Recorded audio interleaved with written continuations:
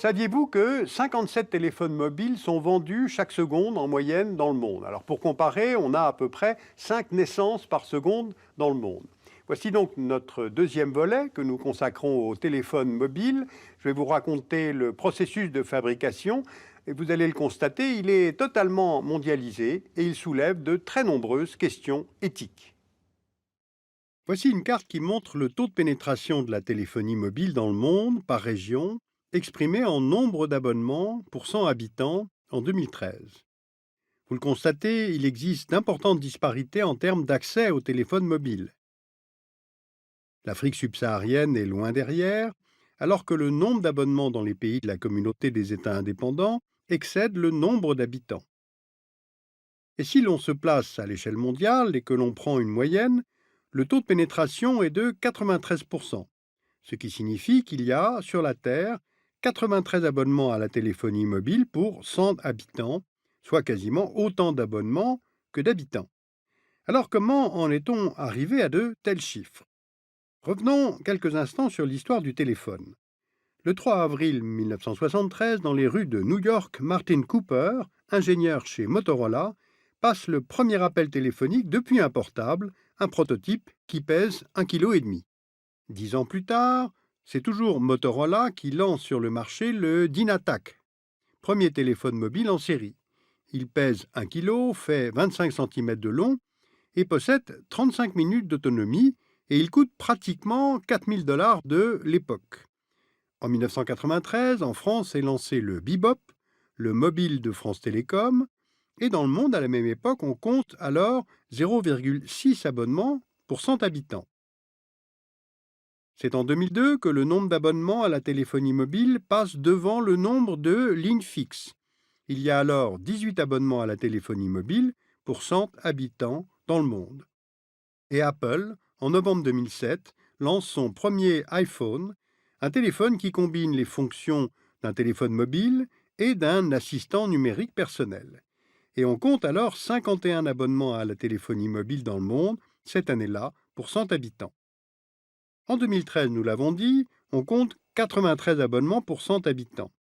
Et cette même année 2013, il s'est vendu environ 860 millions de téléphones basiques et 940 millions de smartphones. Alors ces chiffres permettent de faire mesurer que cette industrie, qui est récente, est énorme, sophistiquée et à impact multiple. Alors comment fonctionne-t-elle? Voyons tout d'abord les éléments qui composent nos téléphones portables et ensuite d'où ils viennent. Décomposons un smartphone. La coque contient entre autres du magnésium et du nickel.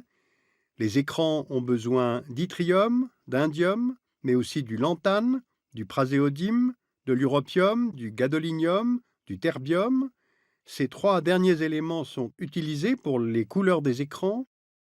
Les parties électroniques contiennent du tantale, de l'antimoine, du praséodyme, du néodyme, du gadolinium et du terbium. Et la batterie a besoin de lithium, de cobalt et d'aluminium. Enfin, les smartphones contiennent aussi de l'or, de l'argent, du palladium. En tout, ce sont au total environ 60 éléments chimiques différents et plus de 500 pièces qui composent nos mobiles. Alors, parmi les nombreux éléments chimiques que vous voyez là, certains ont été placés sur la liste des matières premières critiques par l'Union européenne. Pourquoi? Parce qu'il existe un risque de pénurie et ce pour deux raisons. D'abord parce que ces ressources sont non renouvelables, donc épuisables. Par exemple, l'antimoine, présent dans l'électronique des téléphones, est menacé d'épuisement aux alentours de 2020. Cette estimation tient compte des conditions d'extraction et des réserves connues en 2009. Deuxième raison, il y a en fait peu de pays producteurs.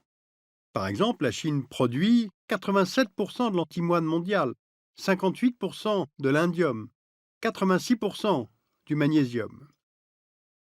Et puis, il y a aussi la question de l'origine des matériaux et de leur mode d'extraction. Prenons pour comprendre l'exemple du tantale. Le tantale, on en a besoin pour la fabrication des condensateurs.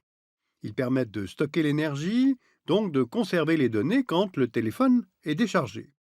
Le tantale est donc essentiel, d'autant plus qu'il permet de fabriquer des condensateurs miniaturisés. Alors où trouve-t-on du tantale? Cette carte nous montre les principales mines dans le monde en 2011.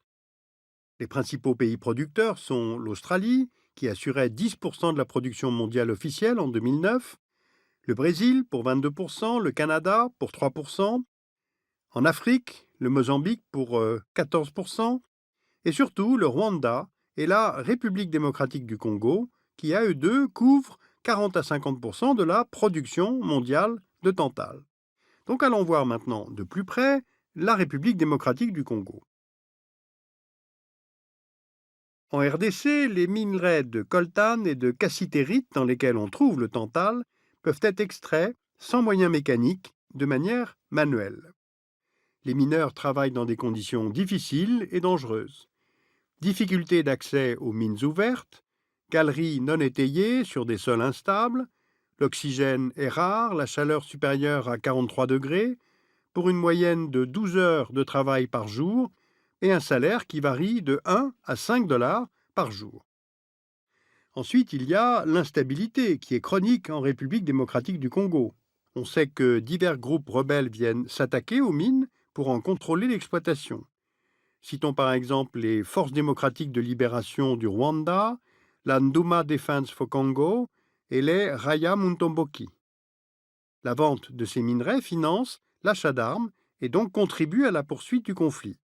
D'ailleurs, ces minerais de la région des Grands Lacs sont appelés minerais de sang, à l'image des diamants de sang. Sous la pression de nombreuses ONG, certaines compagnies renoncent à acheter du tantale venant des mines de RDC. Des réglementations internationales ont été mises en place pour limiter le commerce. Les États-Unis ont d'ailleurs voté en 2010 la loi portée par le sénateur Dodd et le représentant Frank. Elle exige que les sociétés américaines et les sociétés étrangères opérant aux États-Unis rendent compte de l'origine des minerais utilisés dans leurs produits. Par ailleurs, il existe un risque de rupture d'approvisionnement du tantale, qui n'est évidemment pas une ressource renouvelable. Les réserves mondiales de tantale actuellement connues correspondent à 153 000 tonnes, et si on prend en compte la demande actuelle, il n'y aura plus de tantale d'ici 75 ans. Or, le dynamisme de la téléphonie mobile fait que la demande en tantale devrait s'accroître dans les années à venir au rythme de 5% par an. Alors certes, la quantité de tantale par condensateur est faible, mais en 2011, on a tout de même fabriqué 9,3 milliards de condensateurs rien que pour les téléphones. Poursuivons notre démonstration.